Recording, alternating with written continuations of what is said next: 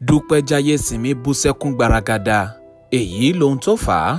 Ìtàfàájì Entertainment Unlimited. Òwe àwọn àgbà kan ló ní àròkàn ní mú ẹkún àsundà wá. Òmíràn náà sì tún pé bójú bá ń pọ́n ni ká máa rọ́jú nítorí wípé bórí bá pẹ́ nílẹ̀ yóò dire. Rẹ́gí báyìí ni àwọn òwe yìí ṣe pẹ̀lú ìgbésí ayé gbajúmọ̀ òṣèrébìnrin tórúkọ rẹ̀ ń jẹ́ Dupẹ Jayesinmi. Láti píníṣín ní ilé ẹ̀kọ́ girama ni òṣèré ọmọ bíbí ìlú Ìjẹ̀bú-Igbó yìí tí kúkú fẹ́ràn iṣẹ́ tíátà, bó tilẹ̀ jẹ́ wípé ọ̀tọ̀ ni ẹ̀kọ́ tó lọ kọ́ ní ilé ẹ̀kọ́ gíga gbogbonìṣe èyí tó lọ, tó sì tún kọ́kọ́ ṣiṣẹ́ gẹ́gẹ́ bí akọ̀wé fún iléeṣẹ́ ìwé ìròyìn kan. Àmọ́ ṣá, wọ́n ní ohun tó ń dunni náà ní pọ̀ ní ọ̀la ẹni, àti wípé ohun tó ń wu ọmọ jẹ kì í pa ọmọ.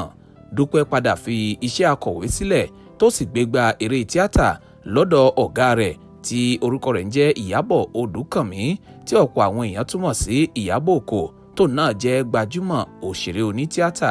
Wọ́n ní ẹni tí yóò ga ẹsẹ̀ rẹ̀ yóò gùn dáadáa. Bó tilẹ̀ jẹ́ pé òṣèrébìnrin yìí dé ojú àmì lẹ́nu iṣẹ́ rẹ̀ tó sì jẹ́ wípé òkìkí rẹ̀ kàn ó, àmọ́ kò ní kó má ní ìpín nínú ìdojúkọ alágbára nínú ìrìn àjò ìgbésí ayé rẹ̀. Ìrírí arábìnrin Dupẹ Jayesinmi yìí ó kẹnu tó bẹ́ẹ̀ gẹ́ tó jẹ́ wípé ó lani lómijé. Ṣé aṣọ kúkú ń bo àṣírí tó pọ̀ lára ẹ̀dá? Ìyanu ńlá gbà ni ìrírí ayé Dupẹ Jayesinmi jẹ́ nígbà tó tẹnu bọ̀rọ̀ lórí ètò Bíọ́lá Adébáyọ̀ tó náà jẹ́ òṣèré olókìkí. Níbẹ̀ gan ni Dupẹ Jayesinmi ti ka gbogbo bí iná ti ń jó lábẹ́ aṣọ fún ìgbà pípẹ́ sẹ́yìn, àmọ́ ṣá tó fi ọ̀rọ̀ ọ̀hún ṣe ìsọ inú ẹ̀kú tó di àmúmọ́ra. Ìtàfàájì Entertainment Unlimited. Nínú àwọn ohun ìyàlẹ́nu tí Dupẹ Jayesinmi mẹ́nubà ni pé ojú ọmọ bíbí ó pọ́n òun títí di àsìkò yìí, tó sì fa kí ìnira láti rí ibùjókòó gidi ní ilé ọkọ wáyé fún un. Ó tún ṣàlàyé wípé lásìkò ìgbà kan tí òun ti wà níbi ọmọ 40 ọdún, ó ní oyún tún dúró sí ara òun o, àmọ́ tí ó padà fojú hàn wípé ẹ̀yìn ilé ọmọ ó ní oyún yìí lọ dúró sí. Ó ní èyí ó mú ìrònú àti ìbànújẹ́ ńlá gbà bá òun, tó sì jẹ́ wípé ọkàn òun gbọgbẹ́ gidi lásìkò ìgbà náà. Kódà ó ní gbogbo ìlànà ìgbàlódé láti bímọ ó ní òun ti dánwò tí gbogbo rẹ̀ pátá sì já sí pàbó. Kò tán síbẹ̀ o, òṣèré yìí tún mẹ́nuba ìrírí rẹ̀ lọ́wọ́ àwọn ọkùnrin alálòpatì tí wọ́n máa ń gbọ́n nílò bí omi òjò, pàápàá jùlọ àwọn ọkùnrin alágbèédá tí wọ́n máa ń fẹ́ wá yọ tójú wọn kúrò lára obìnrin àjàjà tí wọ́n bá ti kẹ́fín wípé irúfẹ́ obìnrin náà ní àwọn ìdojúkọ kọ̀ọ̀kan. Ó ní ìrírí òun pọ̀ lọ́wọ́ irúfẹ́ àwọn ọkùnrin báyìí, àmọ́ ṣá tí ọmọ ọ̀dọ̀ òun ò fọgbọ́n ṣe é. Síwájú sí i, òṣèrébìnrin yìí kò ṣàì mẹ́nuba bí iṣẹ́ eré kò ṣe rí bíi tìgbà kan mọ́, pẹ̀lú bí wọn kò ṣe pè é sí oko eré tó bẹ́ẹ̀ gẹ́ bíi ti tẹ́lẹ̀.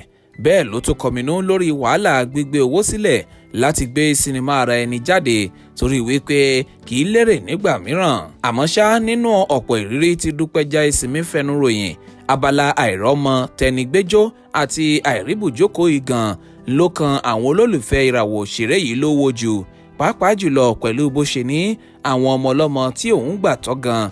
Ó tún padà di ẹ̀bi àti ẹ̀gàn sí òun lọ́rùn lọ́jọ́ ẹ̀yẹ wọn nígbà tọ́rọ̀ di ọmọọmọ màmá ẹ̀. Ṣé alágbàtọ́ òkúkú lè dàbí abíni? Oko kì í jẹ́ ti bàbá tọmọ kó má làálàá, ààyè rẹ̀ á máa yọ sílẹ̀ ṣáá ni. Ọ̀rọ̀ yìí ó korò lára Dupẹ Jayesinmi tó bẹ́ẹ̀ gẹ́ débi wípé Bíọ́lá Adébáyọ̀ tó jẹ́ atọ́kùn ètò náà ó yọ omijé àánú lójú látàrí bí ìrírí náà ṣe korò tó. Bóyá èyí gan ló ta àwọn olólùfẹ́ Dupẹ Jayesinmi nídìí kan wípé ààyò àwọn tó ti fi ipa rere rẹ̀ nínú eré àgbéléwò dá àwọn lẹ́kọ̀ọ́ múnú àwọn dùn ló wá wà nínú ìgbà tó le báyìí tí àwọn kò sí nílé dúró tì í.